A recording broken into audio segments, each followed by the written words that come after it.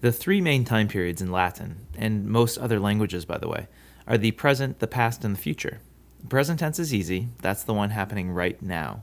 The past can be a bit tricky because Latin divides this up into the perfect, which often is a point of time in the past, and the imperfect, which is the past over a period of time.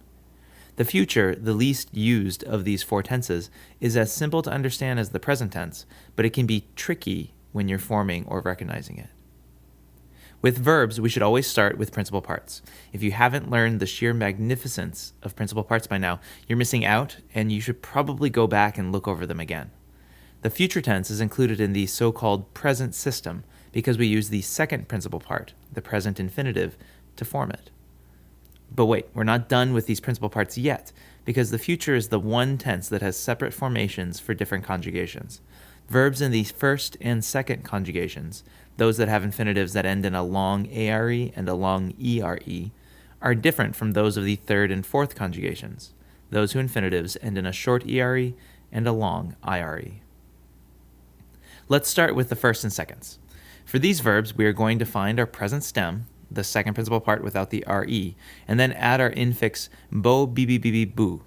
This should look similar to the infix ba for the imperfect tense, and it sounds a bit like baby talk, bo bibi boo, which could help you remember the future since, babies truly represent our future. And then to this we put our personal endings on. Since the first person singular already ends in an o, bo, we leave it alone. Everything else gets an st, mus, tis, und. This is the easy future conjugation, since it looks so similar to its past counterpart, the imperfect.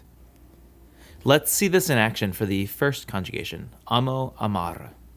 Our present stem is ama, and we add bo, bibi, boo, then our personal endings, st, mus, tis, und. And we get amabo, amabis, amabit, amabimus, amabitis, amabunt. The translation of the future involves the helping words will or shall. I will love, you will love, he, she, it will love, we will love, you all will love, and they will love. I use will for the future tense, but, technically according to the rules of English grammar, shall is correct for the first person forms. I shall love and we shall love. If you wish to emphasize the future, though, you invert the wills and shalls. So an emphatic future is I will love, but you shall love. Don't worry too much about this. I think our American English has bastardized much of proper English grammar to leave all worries of this issue aside for the foreseeable future.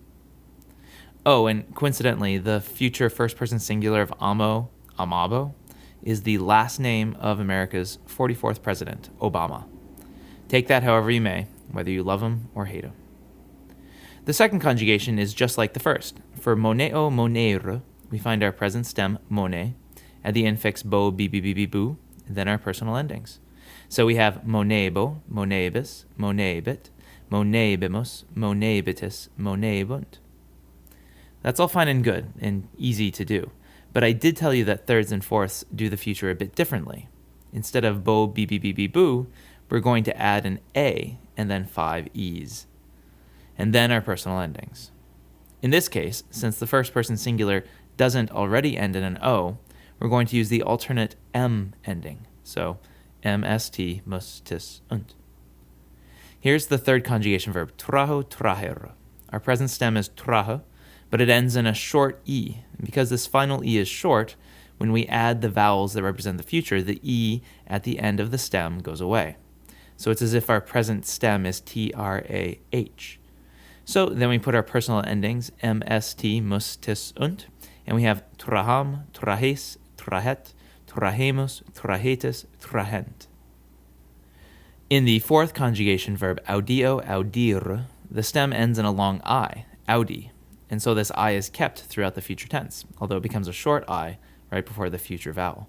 For fourth conjugation verbs, by now you should be used to the presence of the I before endings.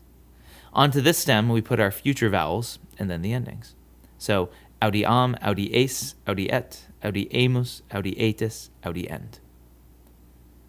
Latin students far and wide struggle in recognizing third and fourth conjugation futures because there's just a difference in a vowel. Additionally, if you don't know that a word like diket is third conjugation, you could confuse it for a second conjugation verb in the present tense, a verb like doket. Diket is a third conjugation future, she will say, while doket is she teaches in the present tense. Often, if you're thinking about the Latin when you're reading, you'll know when a future is supposed to occur. Like, for instance, when Jupiter is giving a prophecy about the future of Rome, he's going to use the future tense, not the present. Being aware of what is going on around you is a great way of not getting yourself into whole sorts of Latin trouble, like mistranslating a verb. That's bad. So remember when I said that principal parts are everything? If you know your principal parts, you won't confuse dokeo dokeire with diko dikere. There is only one irregular verb in the future tense that you need to know. It's the verb sum esse, and its future is erro, eris, errit, errimus, erritus, errunt. I will, you will, he, she, it will, we will, you all will, and they will. Oh, and in all the discussion about the future and differences between the conjugations, I forgot to mention that you can legitimately translate any future tense verb as the simple future, I will eat, or the continual future, I will be eating.